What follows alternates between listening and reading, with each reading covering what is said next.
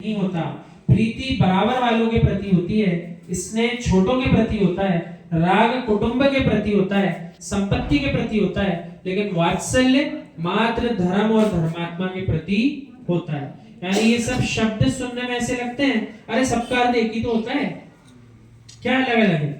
लेकिन आचार्य भगवान कह रहे सारे शब्दों का अर्थ अलग अलग होता है और कहाँ किसकी उपयोगिता उसको समझना चाहिए। तो यहाँ समझा रहे हैं धर्म के लिए और धर्मात्मा के लिए राग नहीं होता, वहां अनुराग होता है, वात्सल्य होता है। वात्सल्य कैसा? गौ वत्सम प्रीति। तो प्रीति किनके लिए करना? प्रीति बोल रहे छोटों के लिए करो, जो आपसे आयु में छोटे हैं उनसे प्रीति करो, जो आपसे बड़े हैं उनकी विनय करो, जो धर्म और धर्मात्मा जीव हैं उनके लिए आप कह रहे हैं अनुराग करो, वात्सल्य भाव। वात्सल्य अंग क्या है? सम्यक दर्शन का 8 प्रमुख अंगों में से एक अंग है। जैसे ज्ञानी जीव के पास वात्सल्य नहीं है तो उसके सम्यक में दोष है, या हो सकता है सम्यक्ति नहीं। तो वात्सल्य का भाव तो होना ही चाहिए, इसलिए होना चाहिए, बिना वात्सल्य के जीव जो है दूसरे जीव की विनय कैसे कर पाए? वात्सल्य शब्द का प्रयोग क्यों किया गया है? यानी वस्तु की व्याख्या तत्व के निर्णय पूर्वक करो। यहाँ धर्म धर्मात्मा के प्रति जो अनुराग भाव है उसमें वात्सल्य शब्द का प्रयोग क्यों किया? हे मित्र, पंखे की हवा नहीं, कूलर की हवा, एसी का ठंडापन नहीं, जो प्रकृति की हवा है, कूलर पंखा तुम्हारे घर के हो सकते हैं। हे मित्र, जो सहज वायु विचरण कर रही है, प्राकृत वायु किसी गरीब के प्रति ईर्ष्या और हीन भावना नहीं रखती। देखो, भौतिक संसाधन तो वही लगा पाएगा जिसके पास धन द्रव्य है, लेकिन जो प्रकृति में वातानुकूल हवा बह रही है वो क्या गरीबी अमीरी देख करके किसी के घर में जाती है क्या? नहीं जाती। लेकिन जो जीव ऐसा परिणाम बनाए कि अरे हमारे पास इतना धन है, हर कमरे में हमारी व्यवस्था है, और दूसरे गरीब जीव को देख करके वो यूं करे तुम्हारे पास कुछ नहीं है, तो ये उसकी राग द्वेष की दृष्टि है।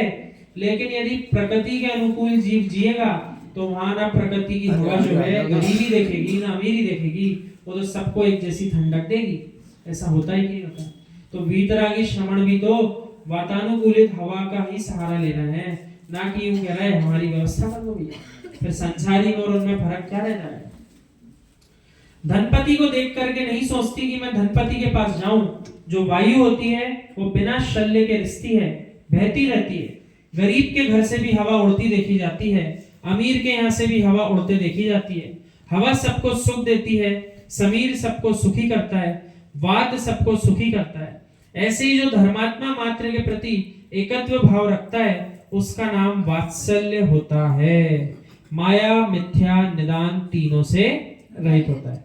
यानी धर्म धर्मात्मा के प्रति तो ना माया करो, ना कह रहे हैं मिथ्या उपदेश दो, और ना निदान का बंद करो। निदान अर्थात कोई धर्मात्मा कोई शुभ कार्य कराने ले गया तो शुभ कार्य तो पूरा करा नहीं, उसके पहले इच्छा जागृत हुई, अब भविष्य में मुझे ऐसा फल मिलना चाहिए।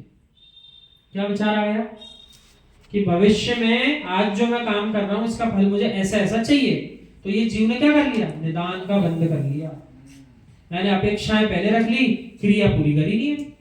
अरे क्रिया कर लेते, अपेक्षा न रखते तो आपकी जो बातें थी सब वैसी पूरी हो जाती, लेकिन आपने अपेक्षाएं जागृत करके आपने अपने लिए उल्टा पैर पे कुल्हाड़ी चला ली। माया मिथ्या निदान से रहित जब भी मुनि बनो, महाव्रती बाद में बनना, पहले सम्यक दृष्टि बनने के लिए 8 अंगों को धारण करना और मिथ्यात्व के जहर को निकालकर फेंकना पड़ता है।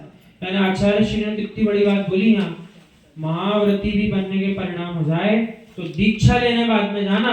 सबसे पहले तो कह रहे हैं सम्यक दर्शन के जो 8 अंग हैं उनको सीख लो, अपने अंदर उसको लबालब भर लो, और उसके बाद कह रहे हैं मिथ्यात्व के जहर को भी देख लो पूरी तरह से निकल गया कि नहीं निकला, ये काम खत्म हो गए तो दीक्षा ले ले, ऐसे समझा है। और मिथ्यात्व हटने का अर्थ क्या है? सम्यक की उत्पत्ति। सम्यक दृष्टि जीव जो है वही फल को प्राप्त कर पाएगा। ज्ञानी वात्सल्य शल रहित परिणाम, कषाय रहित परिणाम, द्वेष रहित परिणाम, राग रहित परिणाम वात्सल्य होता है। अब वात्सल्य की परिभाषा क्या है? ना तो शल्य होना चाहिए, तो तत्वात् सूत्र जी में सूत्र है निशल्यो व्रति, व्रत वही धारण करे जो मन से निश्चल है, सल पालकर नहीं बैठा किसी भी वस्तु या व्यक्ति के प्रति। तो कह रहे हैं शल्य से रहित परिणाम होना चाहिए, कषाय से रहित परिणाम होना चाहिए, द्वेष और राग से रहित परिणाम होना चाहिए, तभी वात्सल्य के परिणाम आते हैं। अभी अपन जितने जीव यहाँ बैठे हैं, ना तो किसी दूसरे के प्रति किसी तीसरे के प्रति राग आ रहा है, ना किसी दूसरे तीसरे के प्रति द्वेष आ रहा है, ना किसी के लिए ऐसा भाव आ रहा है इसको मिथ्यात्व में ढकेल ले, ना किसी के प्रति कषाय के परिणाम जागृत हो रहा है। तो इस समय जो परिणाम एक दूसरे के लिए बने हैं वो वात्सल्यमयी परिणाम हैं। तो